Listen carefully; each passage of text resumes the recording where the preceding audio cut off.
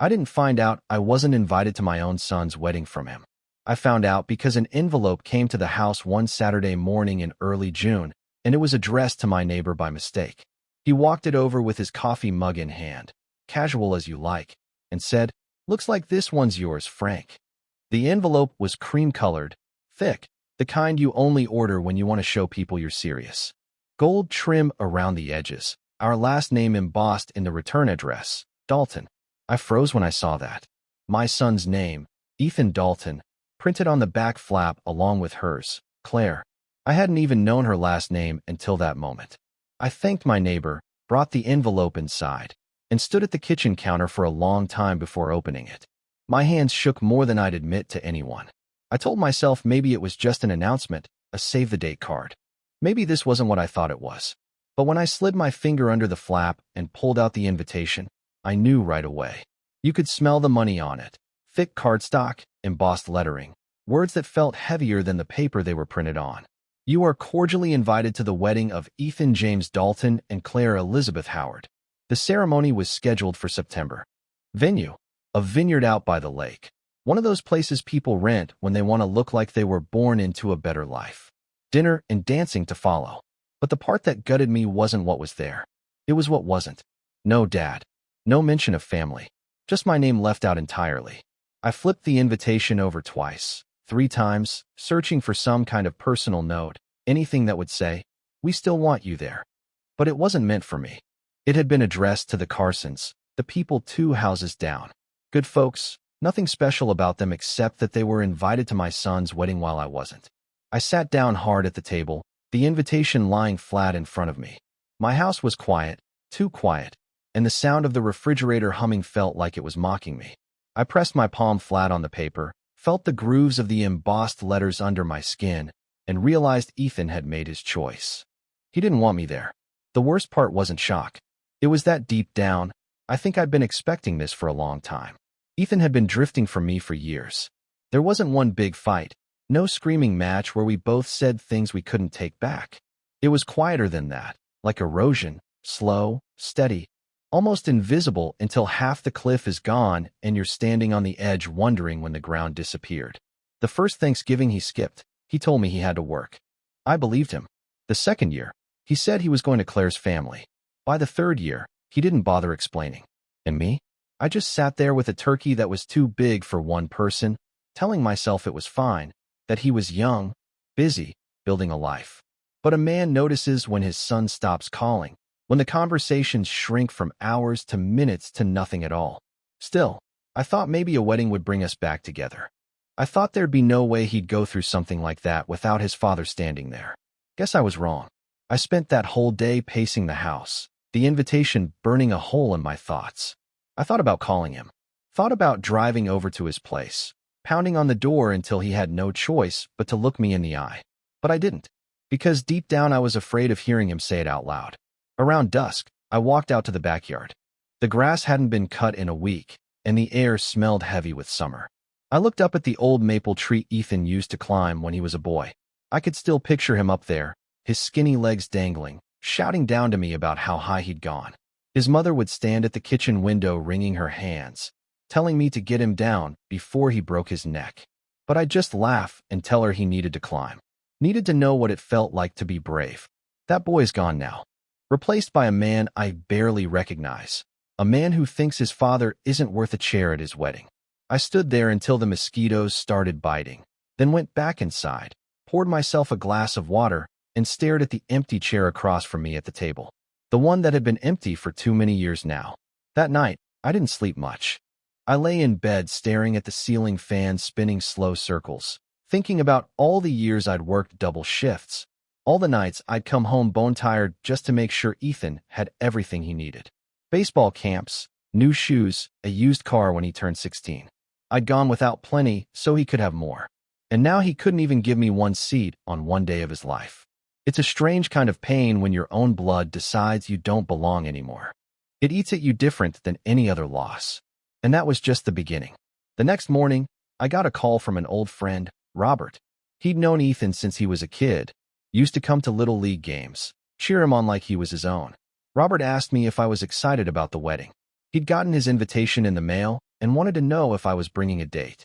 I swallowed hard, told him I hadn't gotten mine yet. He hesitated, then said maybe it got lost, maybe Ethan was still sending some out.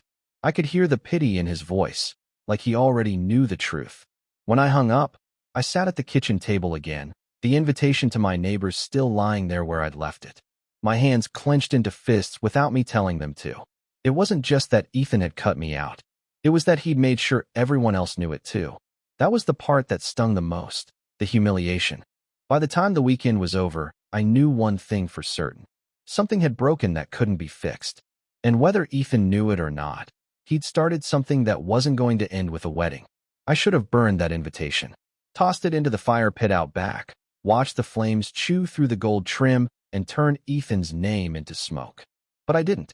I left it on the table, and every time I walked past, my eyes went to it like a sore tooth you can't stop touching. By Monday morning, I couldn't take it anymore. I called Ethan. He answered on the third ring, his voice smooth and calm, the kind of calm you only get when you're in control of the situation. "Hey, Dad." My throat tightened at that word. Dad. He hadn't called me that in a long time, not without a layer of distance underneath. "Ethan," I said. "Got a minute?" "Sure. What's up?" I hesitated, then went straight for it. "I got a wedding invitation." Silence on the line. Not static, not background noise, just silence. Then he cleared his throat. "Oh, yeah? Yeah." It was addressed to the Carsons. My voice came out steady, even though my chest felt like it was tightening. So I guess I wasn't supposed to see it. Another pause, longer this time. I could hear him exhale. "Dad, listen. Just tell me the truth." I cut in. "Am I invited or not?" He didn't dance around it. No. The word hit harder than I expected. Even though I'd known, hearing it out loud was like a punch in the gut. I gripped the phone tighter. "Why not?" "It's complicated," he said. "Claire's family, they're traditional. They've got certain expectations. And you." He stopped himself, like he was choosing his words carefully. "Go ahead," I said. "Say it." He sighed. "You don't exactly fit the picture they want for the wedding. They want things polished, clean, no drama." I laughed, but it wasn't a real laugh. It was sharp, bitter. "So your own father is drama now?" "It's not like that," Ethan said quickly. "It's just, Claire and I talked about it, and we agreed it would be easier if I wasn't there." I finished for him. He didn't answer.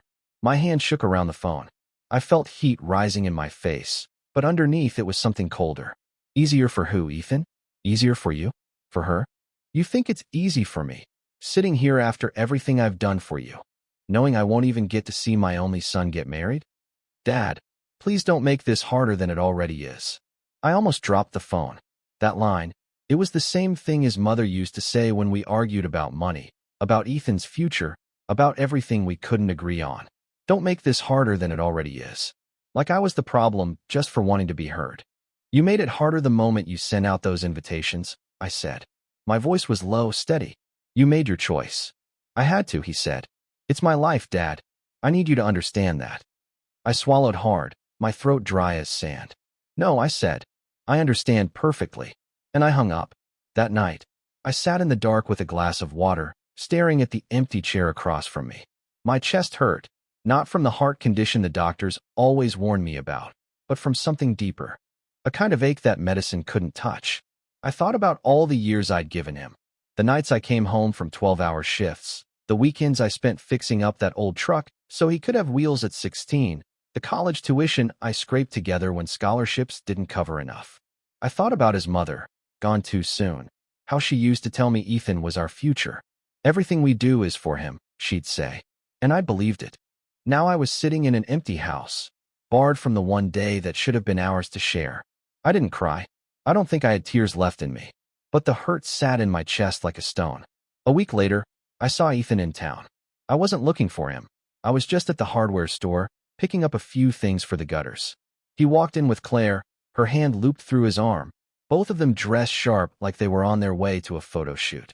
He saw me, froze for half a second, then plastered a smile on his face. "Dad?" he said, like nothing had happened. Claire looked me up and down the way someone sizes up a piece of furniture they don't want in their living room. She gave me a tight smile, nothing more. I nodded at her, then looked at Ethan. "Son." My voice came out rougher than I meant. An awkward silence stretched between us. Other people moved through the aisles, unaware of the storm sitting there in the middle of the store. "So," I said finally, "you two got everything you need for the big day?" Ethan shifted on his feet. "Yeah, just picking up a few things for the house." I nodded slowly. "Good. Glad you've got it all figured out." Claire tugged at his arm, like she wanted to leave. He hesitated, then said, "Dad, we should talk." "No need," I cut him off. "We already did." I turned and walked away, leaving him standing there with that same plastered smile cracking at the edges. That night, I sat outside on the porch with a cup of cold coffee, staring out at the dark yard. I felt hollow, not angry, not even sad, just empty, like something had been carved out of me. It hit me then that I'd lost him. Not just the wedding, not just that day. I'd lost my son, and that was how Act 1 ended for me. Not with fire, not with shouting, but with silence. The kind of silence that tells you there's no going back. Because once a man realizes his own blood doesn't want him anymore, something inside shifts. And once it shifts, it never shifts back. The hardest part about being shut out wasn't the silence in my house. I'd gotten used to that years ago, after Ethan stopped showing up for Sunday dinners. No, the hardest part was how loud the world around me became. I couldn't walk down Main Street without overhearing someone talking about the wedding. Couldn't grab a cup of coffee without bumping into somebody who had an invitation stuck to their refrigerator with a magnet. The whole town seemed to know about it. And every time I caught a whiff of excitement in someone else's voice, it felt like another reminder that I was the only one who didn't belong. I tried to tell myself it didn't matter. Tried to tell myself I was done caring. But the truth was, I did care. I cared more than I wanted to admit. The first move I made was small. I drove past the vineyard one Saturday afternoon, the place where they were holding the ceremony. I told myself I was just curious, just wanted to see what kind of place my son thought was good enough for his new life, but not for me. The driveway was long and lined with oak trees, the kind of trees you pay extra for because they've been standing there 100 years. At the end was a stone building with big glass windows that looked out over the lake. Even from the road, I could see white chairs stacked against the wall, waiting to be set up for the big day.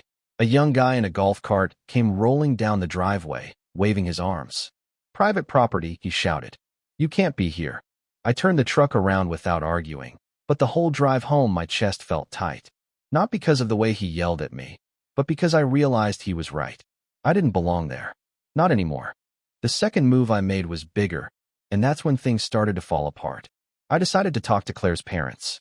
I thought maybe, just maybe, if I could explain myself, they'd understand. Maybe they'd see that a wedding without a father was no wedding at all. I didn't know much about them, just that her father's name was Robert Howard and he ran some kind of business, insurance, real estate, something like that. I found the address online, a big house in the newer part of town where the streets all had names like Willow Creek and Maple Ridge. When I knocked on the door, her mother answered. She was dressed like she was on her way to a charity luncheon. Pearls, pressed blouse, perfume that hit you before her voice did. "Yes?" she said, looking me up and down like I was a contractor come to give a bid. "I'm Frank," I said, clearing my throat. "Ethan's father." Her expression didn't change. If anything, it hardened. "Oh, I was hoping I could talk to you and your husband," I said. "Just for a minute." She hesitated, then opened the door wider. "Robert," she called. He came down the stairs a minute later. Tall, silver hair, sharp suit, even on a Saturday morning. He looked me over with a tight smile. "Mr. Dalton, what can we do for you?" I swallowed. I wanted to talk about the wedding. They exchanged a glance, the kind of glance people share when they've already had this conversation 100 times behind closed doors. "I understand I'm not invited," I said. I need to know why. I need to hear it from someone." Robert clasped his hands behind his back, the way men do when they're about to give you bad news, but want to look respectable while doing it. "Mr. Dalton, this is nothing personal. Claire and Ethan simply felt that your presence might not be conducive to the kind of event they want."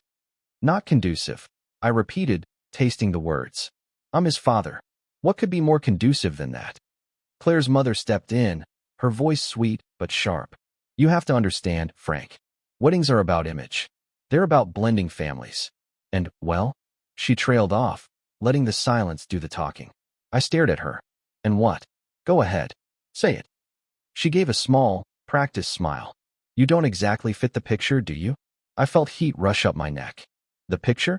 I broke my back for 20 years to raise that boy, paid for his education, kept a roof over his head after his mother passed. And now you're telling me I don't fit the picture? Robert raised a hand, like he was calming a meeting. We're not questioning what you've done, Mr. Dalton. We're simply saying that the wedding is a delicate affair, and sometimes it's better to avoid complications. Complications, I muttered. Yes, he said. It's really for the best.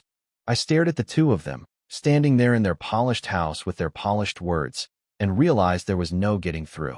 I nodded once, tight, and walked out before I said something I couldn't take back. When I got home, the phone was ringing. I almost didn't answer, but it kept going. It was Ethan. His voice was sharp, clipped. Dad, did you go to Claire's parents' house? I closed my eyes. They needed to hear from me. Jesus, Dad, he snapped. Do you have any idea how embarrassing that was? Claire's furious. Her parents think you're unstable.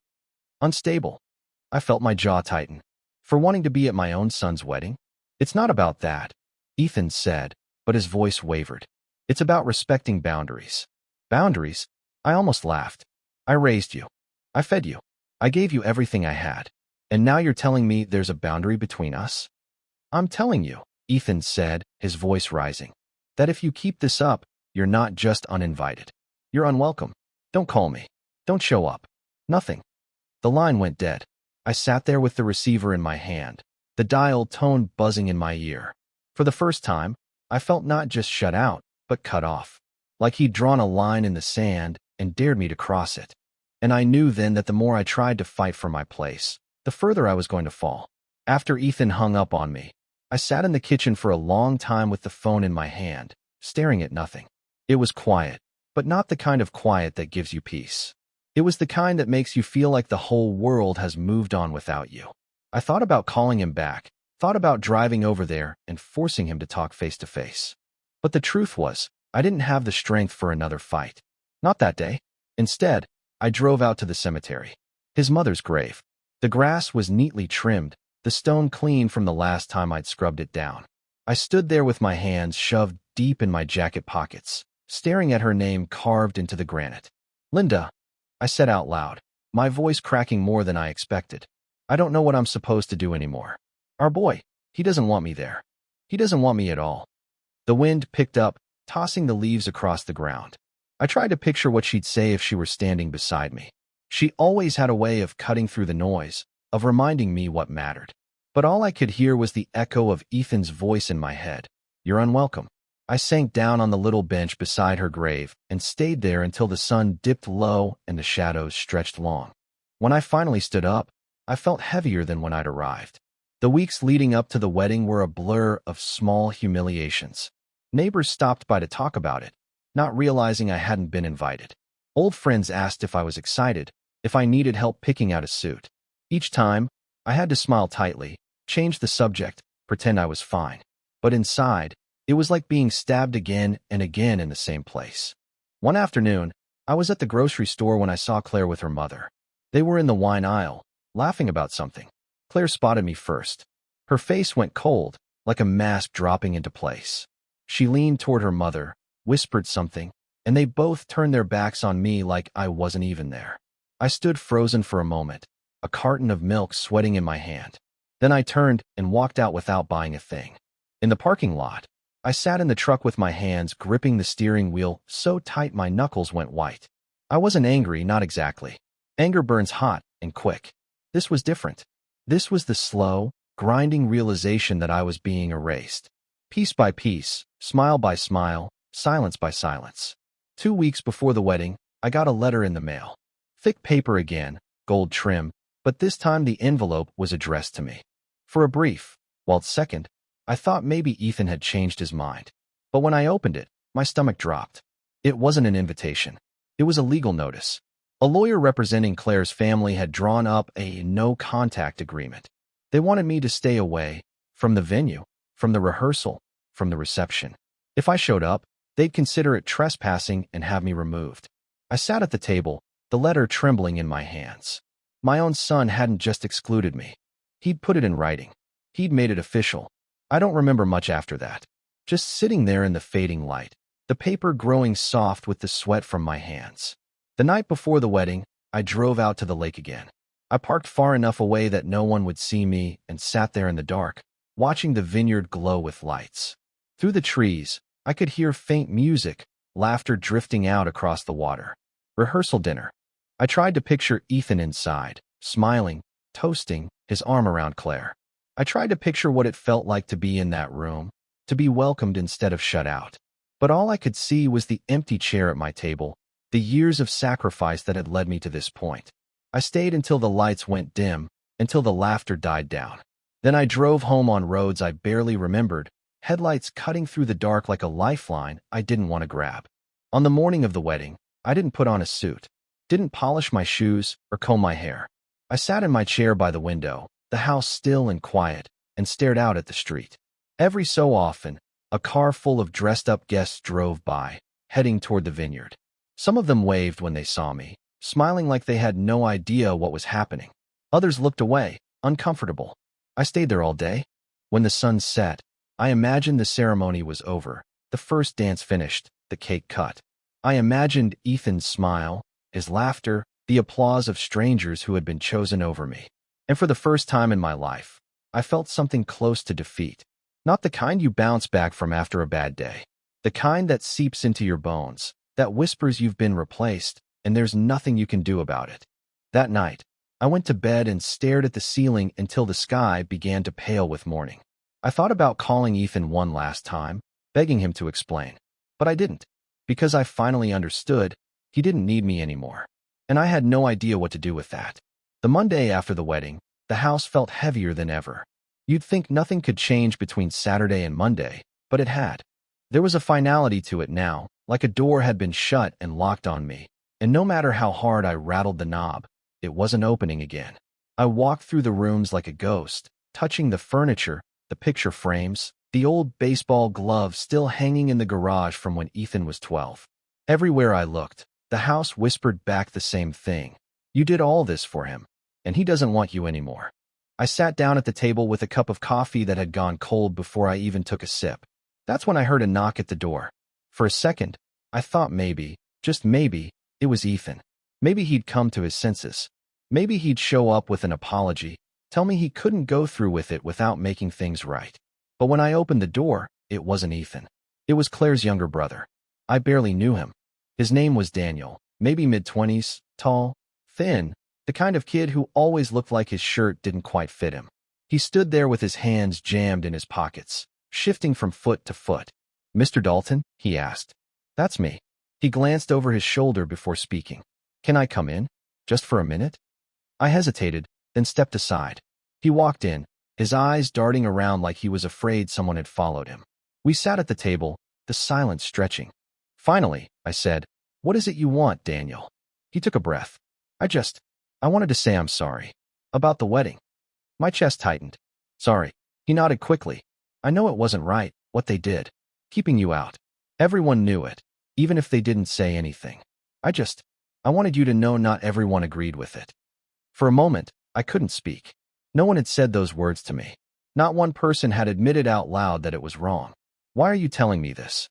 I asked, my voice rough. Daniel looked down at his hands. "Because I heard them. Claire and my parents. The way they talked about you. Like you were some kind of embarrassment to hide away. And it didn't sit right with me. A man's father deserves better than that." I stared at him, trying to read his face. He wasn't smooth like his sister or polished like his parents. His words were awkward, but they felt honest. I leaned back in my chair. "And what am I supposed to do with that, Daniel? Knowing one person thought it was wrong doesn't change what happened." "I know," he said quickly. "But maybe it helps to know you weren't crazy. That you weren't the only one who saw it for what it was." I let out a long breath I didn't realize I'd been holding. "You don't know how much I needed to hear that." He gave a small nod, then stood up. "I should go? If they knew I came here, it'd just cause more trouble." "Wait," I said, standing too. "Why'd you really come, Daniel? What's in it for you?" He met my eyes, and for the first time I saw something harder there, sharper. "Because one day they'll do it to me too. Claire runs the family now, and if you're not useful to her, you're nothing. I figured you'd understand what that feels like." And with that, he walked out, leaving me standing in the doorway with my heart pounding in a way I hadn't felt in years. For the first time since all this started, I didn't feel completely alone. That night, I sat at the table with a fresh pot of coffee, staring at the steam rising from the cup. Daniel's words kept echoing in my head. A man's father deserves better than that. Maybe I couldn't change Ethan's mind. Maybe I couldn't undo the wedding, or the humiliation, or the silence that stretched between us. But I could at least remind myself, and maybe others, that I wasn't crazy. That what had been done to me was wrong. And for the first time in weeks, I felt a flicker of something I thought I'd lost: resolve. The next few days, I started noticing things I hadn't before. People who had avoided eye contact with me after the wedding now gave me small nods in passing, like they knew but didn't have the courage to say it out loud. At the diner, the waitress who'd served Ethan and Claire a dozen times leaned in and whispered, "For what it's worth, Mr. Dalton, I thought it was rotten what they did to you." It wasn't much, but it was enough. I went home that afternoon, sat down at the table with a notepad, and started writing. Not a letter to Ethan. He wouldn't read it. Not to Claire's family. They wouldn't care. I started writing for myself. A record. A list of everything I'd done for Ethan, everything I'd given up, everything I'd endured, and how it had all led to being erased from his life. I didn't know what I was going to do with it yet, but I knew one thing: I wasn't finished. Not by a long shot. Daniel didn't come back right away. Days passed, and I started to wonder if maybe that one visit had been enough for him, a moment of conscience he'd already regretted. But then, one evening about a week later, I heard another knock at the door. When I opened it, there he was again, same nervous energy, same shifting eyes, like he was checking for witnesses. "Can I come in?" he asked quietly. I stepped aside, and he slid into the kitchen. He didn't sit this time. He paced. "I shouldn't be here," he said, running a hand through his hair. "But I can't keep my mouth shut. Not after what I've heard." I leaned on the counter, watching him carefully. "What is it, Daniel?" He stopped pacing, looked at me, and dropped it like a stone. "Ethan didn't just leave you out because of Claire's parents. He wanted to." My chest went cold. "What do you mean, wanted to?" Daniel swallowed hard. "I overheard him. The night of the rehearsal dinner. He was in the corner with Claire, talking about you. She asked him if he was sure about not inviting you. Said it might cause problems down the road. And you know what he said?" I shook my head slowly. He said, "I don't owe him anything. He was never there for me the way I needed. This is my clean break." The words hit me like a blow to the ribs. I gripped the edge of the counter, my knuckles whitening. "Never there for him," I said, my voice low. "I worked myself half to death for that boy. Gave him everything I had." Daniel nodded quickly. I know what you did. But he doesn't see it that way. Claire's parents, they've been feeding him this story for years. About how you're old-fashioned, how you held him back, how he needs to cut ties to really move forward. And he's bought into it. All of it." I stared past him, my vision blurring. My own son, rewriting history to justify erasing me. Daniel lowered his voice. "There's more." He said something else. He said he didn't want you there because he didn't want the reminder of where he came from, of who he used to be. I felt something in me crack then, something deep. I'd expected betrayal, anger, even hate. But not this, not shame. My son was ashamed of me. I sat down heavily at the table, my head in my hands. Daniel shifted awkwardly, like he didn't know if he should leave or stay. "Why are you telling me this?" I asked finally, my voice muffled. "Because it's wrong," he said. "Because if it were me, I'd want to know the truth. And because," he hesitated, then sighed, "because I think you deserve to know what you're really up against. It's not just Claire. It's not just her family. Ethan's made his choice." I looked up at him then, really looked at him. He wasn't lying. His eyes held none of the slick polish of his sisters or the cold calculation of his parents. He was raw, unsettled, and honest. "Thank you," I said quietly. "I don't know what I'm going to do with this, but thank you." He nodded once, then left, slipping into the night like a man carrying a secret too heavy to hold. I didn't sleep much that night. I sat at the table, staring at the notepad where I'd been writing down my memories, my sacrifices, all the years I'd given to Ethan. Now I added something new: his words. Never there for me. My clean break. I don't owe him anything. I wrote them down in block letters, pressing the pen so hard it nearly tore the paper. I wanted to see them there, in black and white, because then I couldn't pretend anymore. I'd been telling myself this was Claire's doing, that she'd turned him against me, that her family had poisoned his mind. But now I knew better. It wasn't just them. It was Ethan, my son. He wanted me gone. The days that followed felt different. The grief was still there, heavy as ever, but underneath it was something new, a sharpness, an edge. It's one thing to be cast aside by strangers. It's another to hear your own blood dismiss everything you've done as if it never mattered. I started walking more, long stretches down by the river where no one would bother me. I thought about the years I'd spent working overtime, the way Linda used to patch my blisters, the pride I'd felt watching Ethan graduate high school. I thought about the nights I stayed up late helping him with homework, the mornings I packed his lunch before heading to the job site. And I realized something. Maybe I couldn't change Ethan's mind. Maybe I couldn't make him see what I'd done for him. But I could make damn sure the world remembered who I was. I wasn't going to disappear quietly. By the end of that week, I'd filled half the notepad with my story. Every detail, every sacrifice, every moment I'd chosen him over myself. I didn't know where it would lead, but I knew this much. If Ethan wanted a clean break, he was going to find out just how messy that break could be. And as I closed the notebook that night, I felt something stir in me I hadn't felt in years. Not hope. Not yet. Resolve. I didn't go looking for a fight. Not at first. I told myself I'd had enough. That I'd put the truth down in my notebook and that would be enough. But the more I wrote, the more I remembered. And the more I remembered, the angrier I became. Not hot anger. Not the kind that makes you throw a glass against the wall or scream into the night. No, this was a slow burn. The kind that creeps up from your gut and settles in your bones. The kind that whispers, they think you're done. They think you're nothing. Prove them wrong. It started small. One afternoon, I was at the diner, sitting at the counter with a cup of coffee, when two men I'd known for years walked in. Both of them had been at the wedding. They gave me polite nods, but sat 2 stools down, whispering to each other. I caught pieces of it. Embarrassing, old man, doesn't belong. Something in me snapped. I turned, leaned in just enough so they'd hear me clear. Say it louder, I told them. Go ahead. If you've got something to say about me, don't whisper it like cowards. I raised that boy. I paid for his life with my own hands. You think that's embarrassing? You don't know the first thing about sacrifice.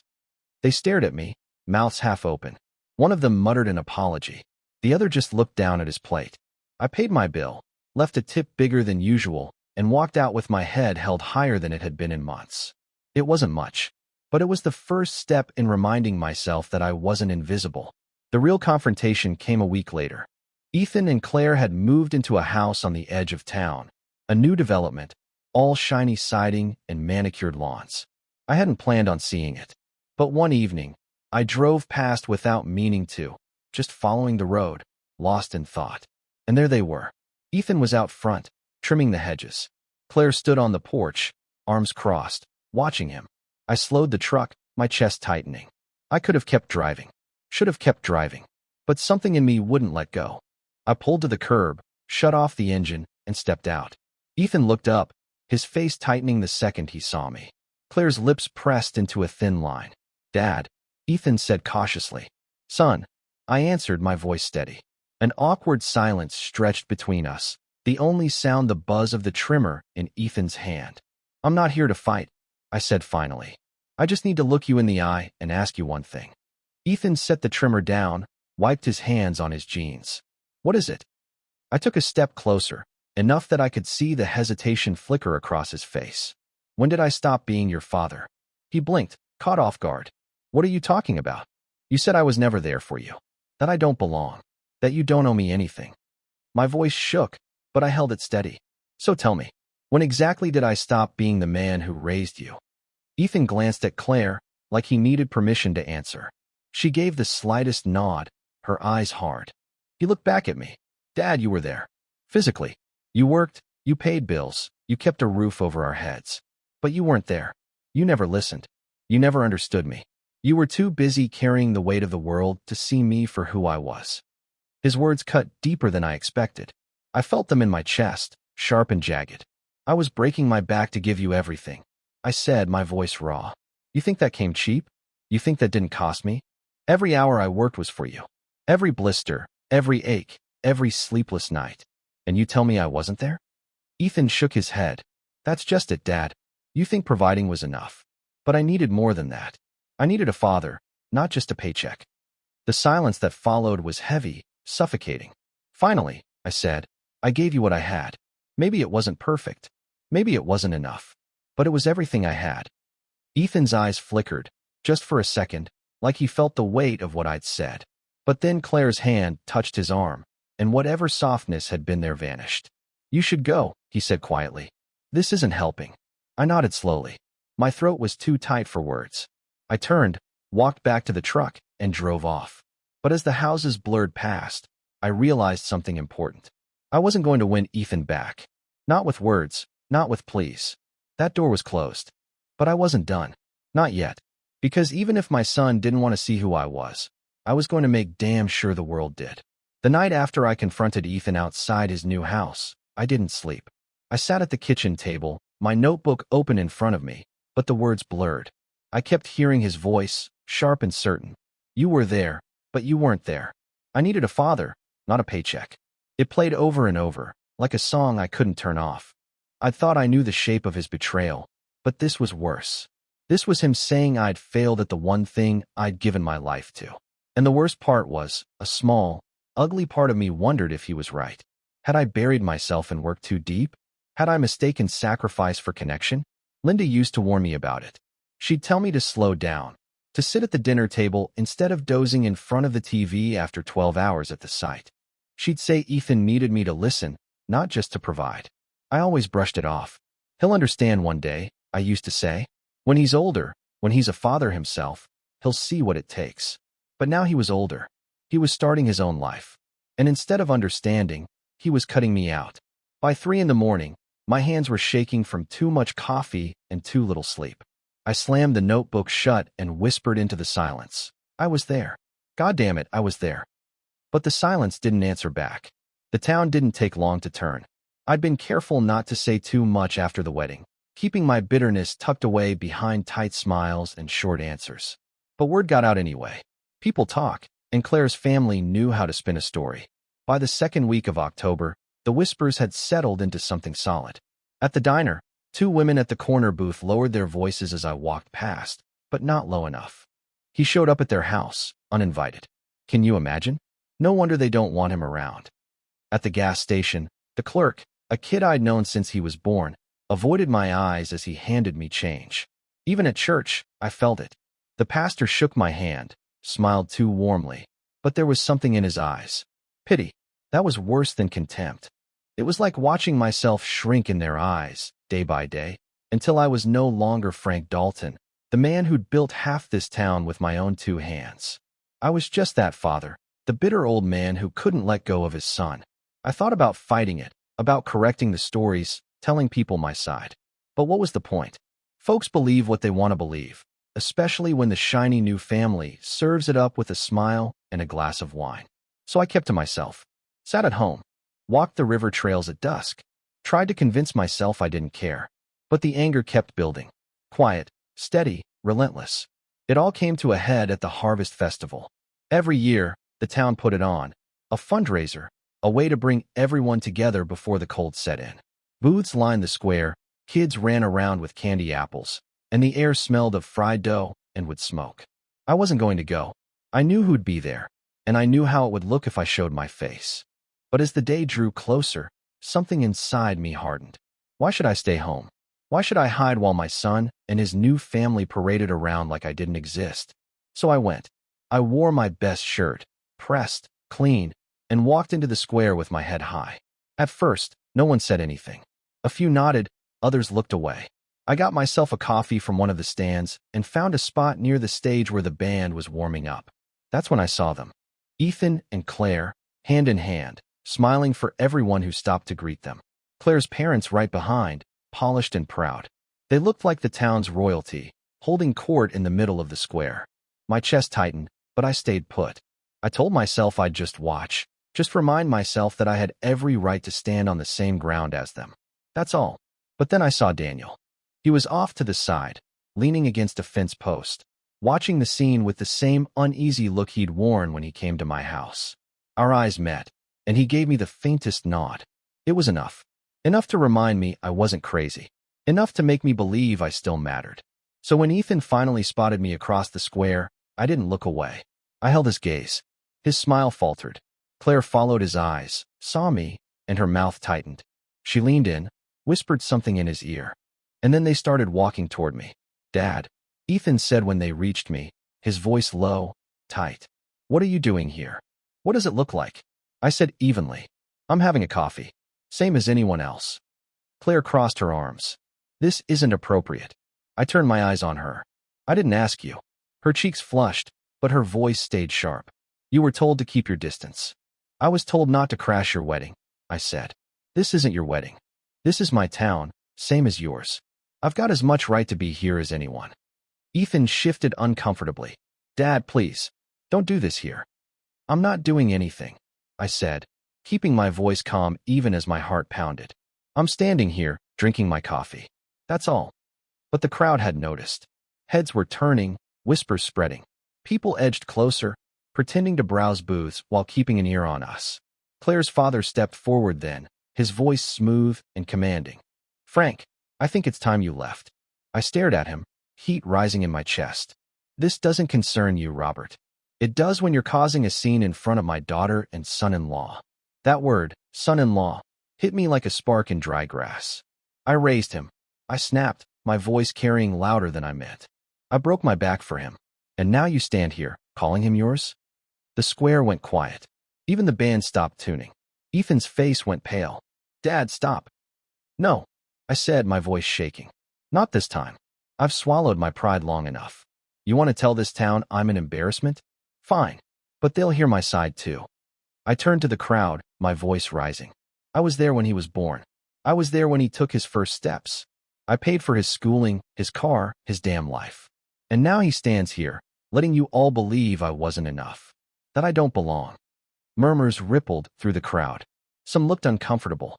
Others looked at Ethan, waiting for him to answer. Ethan's jaw clenched. He stepped closer, his voice low but furious. "You're making a fool of yourself." I leaned in, my own voice rough. "No, son. You made a fool of me, and I'm done playing along." Something broke then. I don't know if it was the weeks of humiliation, the years of sacrifice, or the fire in Claire's eyes as she smirked like she'd already won. But before I knew it, Ethan shoved me back. Gasps erupted from the crowd. I stumbled, caught myself, and the anger roared up from somewhere deep. Without thinking, I shoved him back harder. He staggered, nearly fell. And then it was on. He lunged, fists flying. I blocked one, caught another to the jaw. Pain shot through me, but I didn't back down. I swung. Once, twice. Years of buried frustration behind every blow. The crowd screamed, people shouting for us to stop, others egging it on. Claire shrieked, trying to pull Ethan back. Robert shouted orders like he was running a meeting. But in that moment, it was just me and my son, two men locked in a storm of fists and fury. Why wasn't I enough? I roared, my voice breaking. "Because you never saw me." Ethan shouted back, swinging wild. We crashed into a booth, splintering wood, knocking over baskets of apples that rolled across the ground. People scattered, kids crying, the whole square a blur of chaos. Finally, hands pulled us apart. Daniel, two other men. My chest heaved, my face bruised, my hands trembling with adrenaline. Ethan's lip was split, his eyes swelling, but he still glared at me with a hatred I'd never seen before. The silence after was worse than the fight. Everyone stared, the whispers louder now, sharp and cutting. I straightened, wiped blood from my mouth, and looked at my son. "You can erase me from your life," I said hoarsely, "but you'll never erase what I gave you. Never." And then I turned and walked out of the square, the crowd parting like water. That night, I sat in my chair, eyes pressed to my jaw, staring into the dark. My body ached, but it was nothing compared to the ache in my chest. I'd lost him, maybe for good, and now the whole town had seen it. Father and son tearing each other apart in the middle of the square. But I didn't regret it, because for the first time, I hadn't stayed silent. I hadn't let them erase me quietly, and that stubborn, ugly truth was all I had left to hold on to. The morning after the fight, my body ached like I'd been hit by a truck. My jaw throbbed, my ribs screamed every time I breathed too deep, and my knuckles were raw and swollen. I stood in front of the bathroom mirror, looking at the bruised old man staring back at me. It wasn't just the bruises. It was the look in my own eyes, tired, hollow, but burning still. I thought about calling Ethan, thought about apologizing, or demanding one from him. But when I picked up the phone, I couldn't bring myself to dial. Because what would I say? What could either of us say that hadn't already been shouted in front of half the town? The fight had stripped us down to the bone. All the polite silence, all the swallowed bitterness, gone. What was left was two men who couldn't see each other anymore, and maybe never would again. Word spread fast. By noon, I couldn't step outside without feeling the weight of 100 eyes on me. At the post office, people hushed their conversations as I walked in. At the diner, the waitress avoided my table. At the gas station, the kid behind the counter gave me a look halfway between fear and pity. Everyone knew. Everyone had seen or heard. Some thought I was the villain, the bitter father who couldn't let go, who started a fight in front of children. Others thought Ethan was ungrateful, disrespectful, the kind of son who deserved to be knocked down a peg. But most of them didn't take sides. They just shook their heads, muttered about the tragedy of it, and carried on with their lives. And that, somehow, hurt the most. To them, it was gossip, a story to tell over coffee. To me, it was my life, shattered in public. That night, Daniel came by. He stood awkwardly in the doorway, hands shoved in his jacket pockets. "You all right?" he asked. I gave a humorless laugh. "Do I look all right?" He stepped inside, closed the door. I wanted to say I'm sorry. I tried to pull you two apart, but not your fault," I said, waving him off. That was years in the making. Daniel sat at the table, his shoulders slumped. "They're spinning it already, you know? Saying you attacked Ethan. That you're unstable. My parents are eating it up. Claire too." I clenched my jaw, wincing at the pain. "Figures. But some people saw it different," he added quickly. "Some people said Ethan swung first. Said they'd never seen you like that before. That maybe you finally snapped because you were pushed too far." I stared at him. "Doesn't matter. They'll believe whatever story makes them feel better."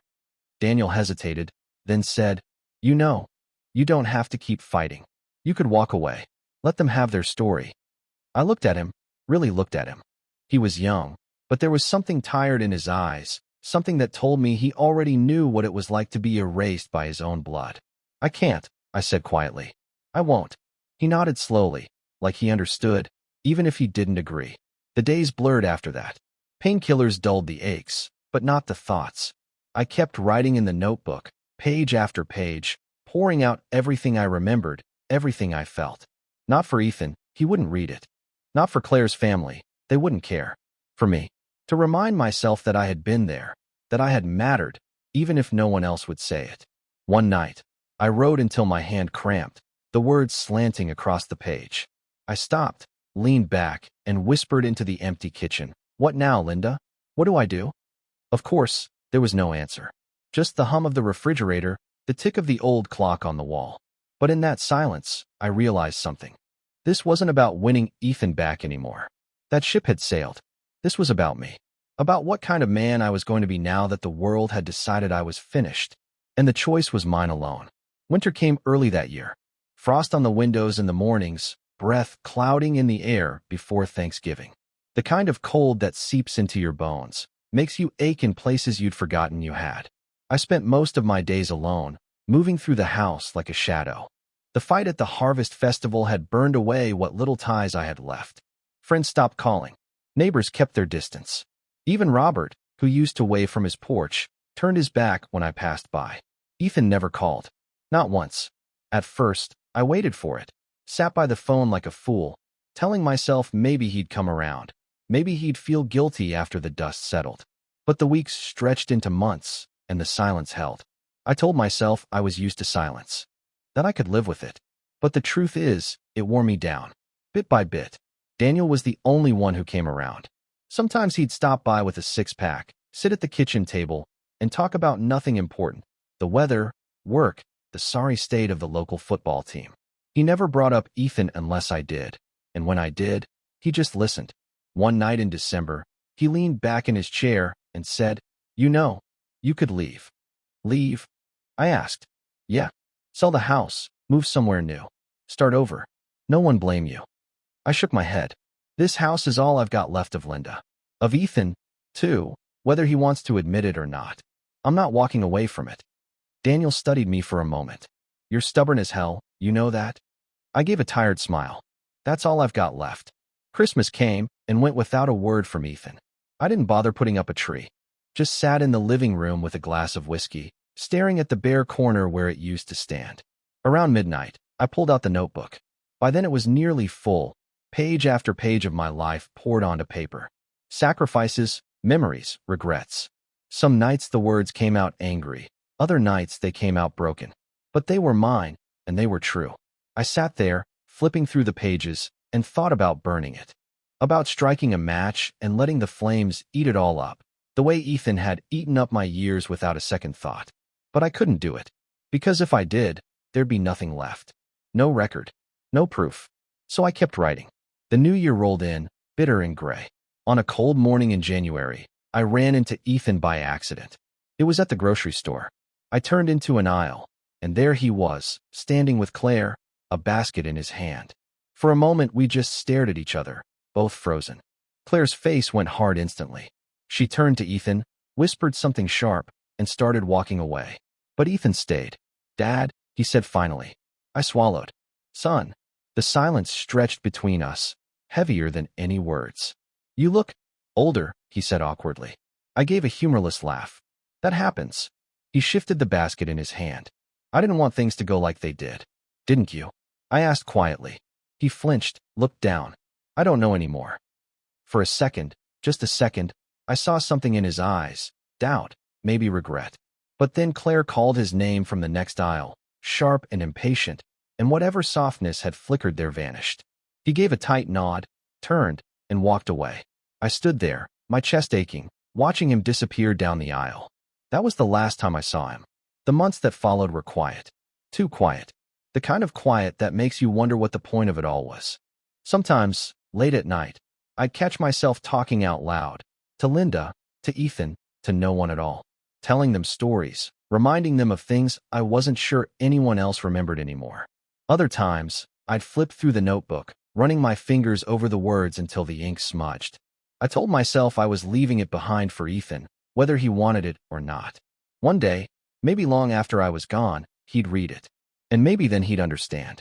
But I wasn't sure I believed it. Spring came, and with it, the festival committee sent out letters asking for volunteers. At first, I tossed mine aside. But then I thought about it. About how the last time I'd stood in that square, I'd walked away in shame, blood on my face and half the town whispering behind my back. Maybe I couldn't fix things with Ethan. Maybe I couldn't change the story Claire's family told. But I could show my face. I could stand there and remind people that I wasn't gone yet. So I went. I hammered stakes for tents, hauled crates, set up tables. People avoided me at first, but slowly, they started talking again. Small talk, nothing deep. But it was something. When the festival opened, I stood by the edge of the crowd, watching kids run with balloons, listening to the band play. I thought about Ethan. Wondered if he was out there somewhere, living his new life, telling himself he'd made the right choice. And then I thought about myself. I realized I didn't have an answer for what came next. I didn't know if Ethan would ever call, if we'd ever speak again. I didn't know if my notebook would ever mean anything to him, or if it would just gather dust until it ended up in the trash. But I knew this. I wasn't going to vanish quietly. Not from this town, not from this world. If Ethan wanted a clean break, he could have it. But the scar would remain on both of us. And maybe that was enough. That night, I sat on the porch, the cool spring air on my face. The stars stretched out above me, cold and distant. I thought about Linda, about the life we'd built, the son we'd raised.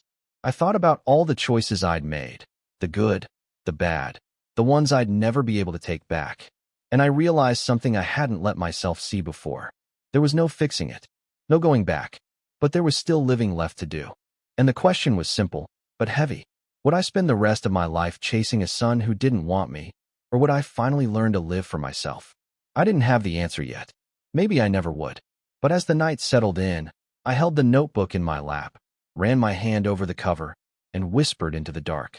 This is my story, and it matters whether he believes it or not. Like this story and subscribe to the channel so you don't miss the next ones.